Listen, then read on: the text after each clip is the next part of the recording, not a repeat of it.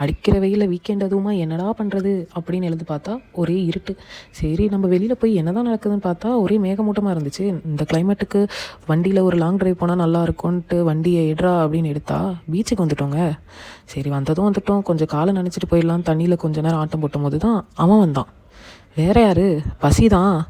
சரி ஒரு பீச் வியூவில் ஒரு லஞ்சை முடிச்சிருவோம். நம்ம இன்றைக்கி வந்தது தான் நம்ம நெய்தல் உணவங்க. ஸோ ஃபிஷ் மீல்ஸ் ஆர்டர் பண்ணியிருந்தோம். ஒரு ஃபிஷ் மீல்ஸ் வந்து 90 ருபீஸு. அது தவிர இவங்ககிட்ட சில ஸ்டார்டர்ஸும் இருந்துச்சு. ப்ரான்ஸு, ஸ்டிக் ப்ரான்ஸு அண்டு கடம்பா, நண்டு, சொரா புட்டு அண்டு நெத்திலி ஃப்ரை, இந்த மாதிரி சில ஸ்டார்டர்ஸும் இருந்துச்சு.